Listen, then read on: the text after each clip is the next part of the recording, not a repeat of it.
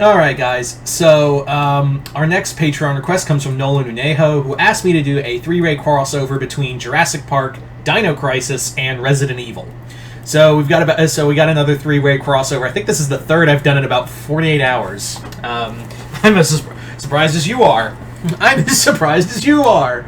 And yeah, so as always, if you guys would like to have a Patreon request done, just hit the link below, head on over to my Patreon, where you guys start sending me requests for videos to do here on YouTube.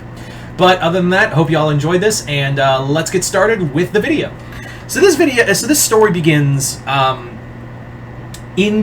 I would say this happens before Masrani takes over the island. So this would be like 2004 or 5-ish. So we are like somewhere after JP3, just a short time afterwards. And yes, I'm aware that like during that little time frame post JP3, the Masrani Corporation and Continuity was already in the midst of buying InGen and taking over and rebuilding the park. I'm aware, but let's just say this is like months before that acquisition is permanent. Anyway, so let's continue with the story. Anyway, this is actually kind of the buy-in actually takes takes place and actually has some effect on this. Essentially, what is going on is that during the negotiations with InGen, other companies, it wasn't just Masrani, it was other corporations that were also very interested in taking InGen for themselves and taking ownership of the island. And it stood without reason that one of those companies was the Umbrella Corporation.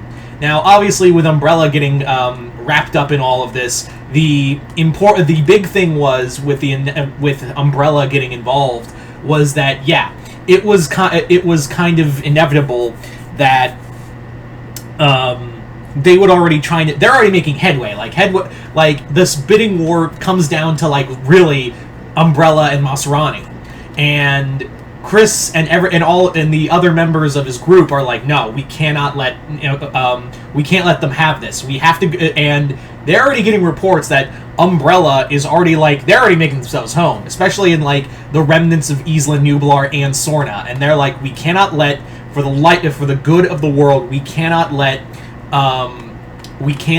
Umbrella get a foothold in InGen and get those islands. God knows what monsters they'll make. So Chris Redfield is dispatched in order to keep and figure out and like get proof, basically, because since Umbrella at the time is not the owner, they have they're on there illegally. Basically, he's there to like get information, get evidence of proof that Umbrella is on there during this bidding war when they're not supposed to be, and also take down as many manufacturing areas as possible. Like take down anything they've already set up.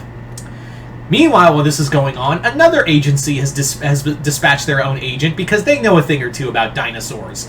The group has another company has dispatched Regina from, of course, Dino Crisis onto the islands in order to figure out what's going on with Umbrella and their sudden interest in the two in Isla Sorna and Nublar, to figure out what exactly to figure out what exactly was the what's their reasoning to coming here. Like, what is their whole purpose in coming to this island and trying to take what they want? Like, that's what they're after. Like, that's what they're trying to figure out with all of this, is just like, hey, Masrani is no angel. The Masrani Corporation is no angel. But it's the better than the alternative, which is Umbrella, which will make her. If you thought InGen made monsters before, then it would stand to reason that they would make absolute nightmares if they got a hold of InGen and their technology. So Regina has been sent to Sorna, as has Chris. So they're both on the island separately and unaware of each other's existence. So basically, Chris was landed in the area in the northeast. More or less, that's where JP3 took place. Regina is in more of the valley from Jurassic World. I mean, not Jurassic World, the Lost World. So they're in two different territories of the island, and they're slowly figuring out what is going on each of their ends. Like, they're both slowly discovering that, hey, shit is really not okay. Like, shit is just really off the wall, and we need to... And they're both figuring it out. Like, they're seeing that Umbrella is essentially... What they're doing is building bases and capturing dinosaurs and experimenting the T-virus and mixing the T-virus with dinosaur DNA to see if it'll make a stronger genome. And obviously, that's making some horrors. That's making some straight-up horror shows. Among them are, like, new mutated raptors. Like, all the raptors have already been, like, are already... Tongue-tied, sorry. Are already fucked up. Like, the raptors are already, like, these kind of raptors that were on Sorna were already something different. Now, Regina's the one who finds the mutated raptors, and those are the Lost World raptors, the tiger-striped ones.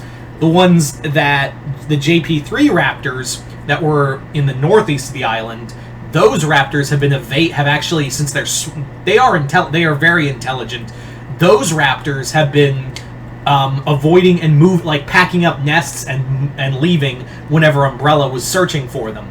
They're also, so we got mutated raptors. We also have mutated Dilophosaurs who now have acid spit. We have, like a zombie T-Rex. They're making nightmares left and right, and that eventually leads to Regina encountering Chris. The two actually almost shoot each other. The two basically almost just straight out like blow each other's brains out until they figure out, oh, my agency sent me, your agency sent you. Let's work together, right? Like let's figure this out. We're obviously not the enemies. We're both here to stop Umbrella. So the two of them are collecting evidence. They are taking like photographs and whatnot in order to get everything they need for this. And they also discover that more or less, like, they do discover what they're doing, but however, rather than just before they leave, Chris tells Regina, like, straight up. He tells her straight up, look, we got the evidence, yeah, but by the time they get through litigation, you and I both know that, like, they'll try to get through litigation, and Umbrella will block them every time, and they'll get what they want and make these things, and we'll have another Raccoon City in this time. Because Chris finds out that their first off-island testing site is Costa Rica. So it'll just be, like, Costa Rica will be another Raccoon City, and Redfield is not having it. So the two agree that even though they have the evidence, they're not going to send it right away. But they do, like, Chris sends it to, like, in case shit goes sideways, and it's a good plan B, Redfield sends it to... sends it to Jill. The name got away from me for a second. Yeah, he sends it to Jill and is like, if something happens to us, then it's up to you to, stop Umbrella before no more Raccoon Cities. So the two of them break in, they fight this giant zombie T-Rex, which obviously if this was a video game, that would be the big boss. But in comes, just exploding in, is the Spinosaurus, who has also been avoiding Umbrella Corporation because they want its DNA, because it is something of value to them. So the Spinosaurus is on, this time, battling the zombie T-Rex, kills it, and as it's just destroying the lab, they manage to just get what they need and get out as the Umbrella is falling apart, as the Umbrella bases are falling apart. After which, Umbrella, it's revealed that Umbrella was on the island illegally, so they have to, pull out of their bid, and Masrani and the Masrani Corporation are the owners of InGen now. Not better, but it's, even Redfield says it's not a better I don't like it, because Masrani's, the Masrani Corporation just wants to sell toys, and it's just another Hammond incident. But he goes, I'll take a Hammond incident over a Umbrella Corporation incident. So there you go, guys. That is my three-way crossover. Once again, I'd like to thank Nolan Unejo for this Patreon request, as well as continued patronage. And you guys tell me in the comments below, what did you guys think of this three-way crossover involving Dino Crisis? Yeah, involving Dino Crisis, Jurassic Park, and Resident Evil. It's something that has, it's something that I'm sure some people have thought of, like, one or two. I know I did a Resident Evil Jurassic Park crossover at some point. I feel like I did. I feel like I did, at least. But anyway, once again, hope you all enjoyed this. I'm Mr. Multiverse. I'll see you next time in the Multiverse.